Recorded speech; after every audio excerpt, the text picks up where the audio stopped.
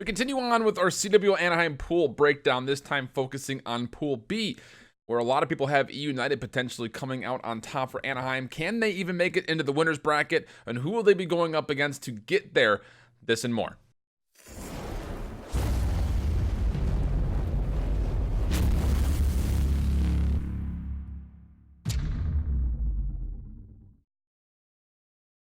Welcome back, everybody. Again, IHOLDSHIFT Pool B breakdown coming at you guys. If you missed our Pool A breakdown, please make sure you go back into the videos and check it out. We were talking lots about how Optic can potentially go 3-0 in their pools and what the expectations are as far as their final positioning might be. But here we're going to be talking about Pool B. Again, we'll be doing breakdowns of every single pool. And so if you like that kind of content, make sure you guys hit that subscription button and ring that notification bell when those videos do pop up. Let's go ahead and dig straight into it, though. Again, eUnited will be here in Pool B as they all pop up on your screen as the front runner and the #1 seed in Pool B.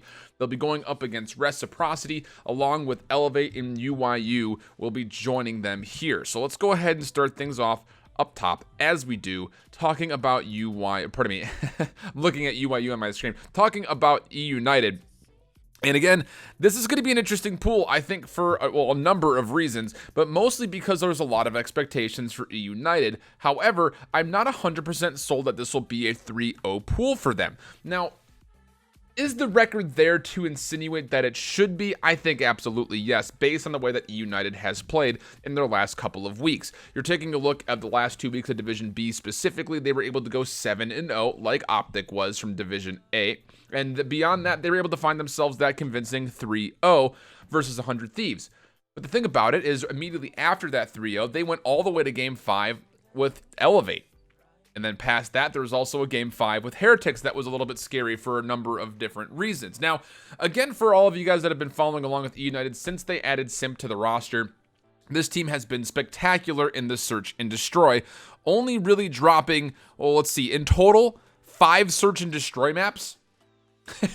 That's it. They've only dropped 5 total Search and Destroy maps, and they've only lost 3 games in total since that happened. So that's pretty darn impressive if you were to ask me. Now, the biggest thing about this squad is there have been a number of games since the Simp Edition where they've struggled to really close things out and especially get better with the hardpoint in specific. A couple of games where they weren't able to take a single hardpoint, most notably that was against teams like Envy, 100 Thieves, and Elevate, where they weren't able to find a single win in the hardpoint mode in specific. The other good news, I guess, if you're looking at this from the perspective of eUnited, is they were 5-5 at London in Control, but they were able to only lose a single map in the 7 games that they played of Control in Division B, which is very impressive, again, considering the teams that are there.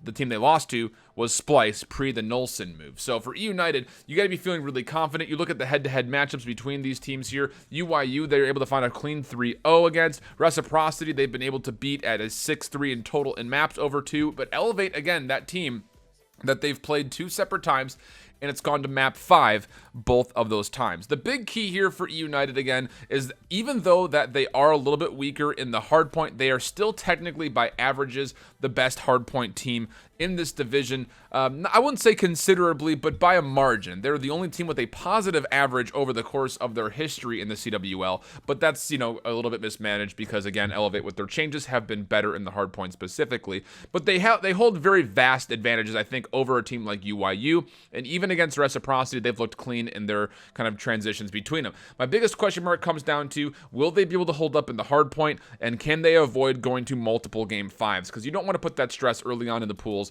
for them to go to Game 5. However, I still think that this team will go 3-0 in this pool. The only big scares might be if Reciprocity just magically gets incredibly better with the addition of Dens, if they've been able to clean things up and come out super, super scary. Beyond that, though, can they beat Elevate a little bit more convincingly this time around after, again, going Game 5 with them twice? Not really worried about them going up against UYU. That's a very stark advantage, with maybe the exception of the Control, which is UYU's best game mode by far. Switching ahead, though, talking about Reciprocity, again, we just kind of talked them into existence. Let's talk a little bit more about what to expect from this team, or maybe what not to expect, because who knows what this is going to be with Dens in the mix. Again, not having Tommy around has made things very different for Reciprocity, but they've looked very good since they added in the addition of Dens. They went a perfect 4-0 in their second week rather of the division. So, or Division A rather, I guess I should say. So 3-1, 3-0, but then there were 2 Game 5 narrow wins versus UYU and Evil Geniuses. This team in specific, you see their head-to-head.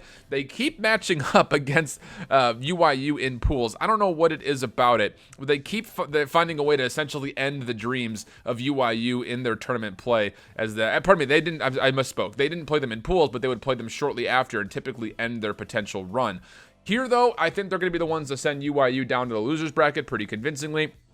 3-1 against this team, 11-8 in total. Again, you take a look, the 0-2 versus eUnited, but they have not played Elevate yet. So I'm excited to see how that one's going to go. And honestly, that's the matchup that will likely determine how Pool B goes between winners bracket and losers bracket. Again, I see eUnited potentially and should go 3-0. I don't necessarily see UYU winning a game. And then beyond that, it just comes down to this matchup, I think, head-to-head Reciprocity versus Elevate. Again, you take a look at this team. This was a team that at one point in time really kind of rode their success in Fort Worth based off their search and destroy. They were 11-5 at Fort Worth in Search and Destroy. They followed up with that at London, going 1-5. Again, their pool play was atrocious. They were 0-3, only winning 2 maps before they would finally be able to beat out EG and UYU, where they would then go up against eUnited and lose rather convincingly in Game 4. The biggest thing for this team is that their hardpoint has looked drastically better. Again, since Denz was put in the mix, they went perfect in the hardpoint. They went essentially even in the Search and Destroy, and they went 1-3 in the control. That's my biggest worry for this team, is the control in specific. One of the worst teams in the CWL as far as the control goes. They only average 1.79 points per map they play at control while giving up 2.36. The 11-22 in control is definitely one of the worst out there. So that's my biggest worry for this Reciprocity team. And honestly, that might be the map mode to determine the battle between them and Elevate in pools. And that could be the difference between them in the winners bracket and them in the losers bracket. Comes down to a single map mode combination on control. That's my biggest worry for this team. However, I think that they'll be able to clean some things up. They started to look better in the control by the end of the week. Technically, it's just strange because once this team starts to find some movement and some momentum in a certain game mode, they typically lose it. Again, at London, they were very good at control, only dropping 2 control maps. One of them was in round 5. But again, out of the 6 maps that they played, 5 of them were played on Arsenal. This is a one-trick Arsenal control team by the looks of it. They're 6-6 there, 1-2 in frequency, 3-9 in gridlock, a couple of round 5, unless you have a lot of round 5 losses on gridlock, but then 1-5 on Seaside. So again, if they don't get the pick of where they're going for control, this could be a team that you might have to be kind of cautious of when you see the map pool start to pull up for whatever set they happen to be playing. Jumping ahead though, let's take a look at Elevate. Again, this is a team that, as I was mentioning, has gotten better, and they've gotten a lot better at that. It's not just like, oh, this team is getting a little bit better. They've gotten a lot better over the course of the last couple of weeks. Specifically, this was a team that went 5-2 in hardpoint, but 1-4 in search and 0-4 in the control. Since that, though, they've only managed to lose 5 maps in the Search and Destroy, which is really good over the course of 7 matches. And they've gone 4-3 in the control, so vast improvement there. But here's the better news, is the fact that they still look very consistent across the hardpoint. My biggest concern, though, with this Elevate team and hardpoint specifically, is it's starting to kind of develop that this team is almost a 2-trick when it comes to what they like to play. They either play Arsenal or they play Frequency. If they go away from either of those 2 maps, they typically get beat up quite a bit. In fact, they've only gone away from it 3 times in the Division B split, and there was a 147, a 145, and a 184 were the totals on Hacienda and Seaside. You take a look at their record across Arsenal and Frequency, much, much better. There are a couple of losses there. In fact, on Arsenal, they were only able to win 1 of the 5 matches they played on Arsenal, but every single game, with the exception of 1, was 205 points plus to 250 in the loss. You take a look at Frequency, they played that map 5 times as well and only lost it a single time. So again, if you're going up against Elevate, you need to know that they're likely just going to hard ban Gridlock, because that's a map they haven't played at all with this new roster, and they're really bad at Hacienda and Seaside. That's my biggest worry about Elevate, is if a team figures that out or watches this video and starts to do some more internal research and says, hey, let's just take them away from Frequency, maybe we can squeak away a win on Arsenal, but beyond that, hopefully we get one of our own picks between Gridlock, Hacienda, and Seaside, and we can take at least one, if not both, of the hardpoint. That's my biggest worry for this team. They have looked better across multiple maps in the control, but it's been a little one-dimensional. Either they win barely or they lose by a lot. A couple of 0-3 losses, 3 of their 7 matches were 0-3 losses, and they had 2 3-2 wins. So some concerns, I think, for Elevate, and why I give the narrow edge to Reciprocity to beat them is simply based on the fact that they're not consistent across the hard points and searches, and they're a little bit all over the place as far as the control goes. It just comes down to this matchup of, can Reciprocity do better on a control that's not just Arsenal? Because if someone's doing the research, they will ban that away immediately versus Reciprocity. Finishing off this pool, UYU, Zaptius has made this team look better, but not good, I think, is the biggest thing of saying this. Again, my biggest questions have always been with this team, actually. The front line, the SOG line, who's going to run the SMGs? Can they open things up?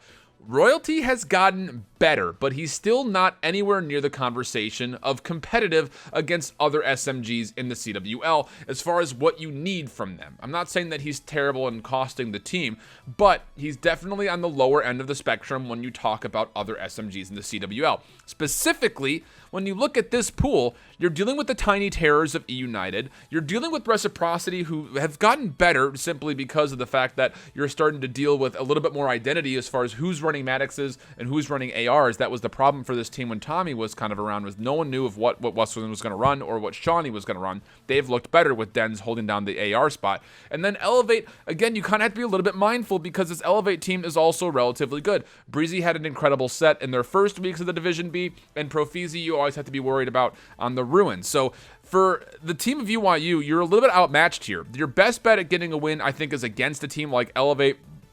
But it's just going to come down to the conversation of where does that happen. This is a team at London that went 1-5 in Search and Destroy, 3-5 in Hardpoint, but did relatively well in the control. And that's the biggest thing as far as this team in specific. I kind of had the same conversation about Denial, is if they can win the control and extend the series, they become that much more dangerous. They're actually not that bad when it comes to playing in round 11s. One of their stat lines is actually that they have a better round 11, or it's about even, actually, I should say. They have about an even round 11 win rate. Compared to most other teams, it's actually pretty good, and their Search and Destroy has looked better. A couple of ugly losses in the Search, but generally speaking, this team has looked better across the Search. And then the Hardpoint, it's kind of a crapshoot, to be completely honest. A lot of their games were above 200 or near 200 on their losses, but they did have that really embarrassing 33-250 loss to Optic on frequency. And the biggest thing about this team is I just don't know where they're going to go for their Hardpoint, and I don't know if they know where they're going to go. They've played every map, and they play them relatively routinely. It's just none of them have a really strong identity of this team is good on this map, so they can win it. It just, that doesn't exist. So it's kind of the biggest thing about UYU. I don't see them personally winning a game here. I think Elevate will be able to take care of them no problem. So I have them going 0-3, Elevate going 1-2, Reciprocity going 2-1, and eUnited going 3-0. So that'll kind of break things down for Division B. More videos coming up soon for Division C and D. Of course, like I mentioned, we already did one for Division A, so make sure you go back and check those out. And on the way out, make sure you ring that subscription button and tap that little bell icon to get notifications when my videos do pop up. Until next time, though, hope you keep holding it down. So long.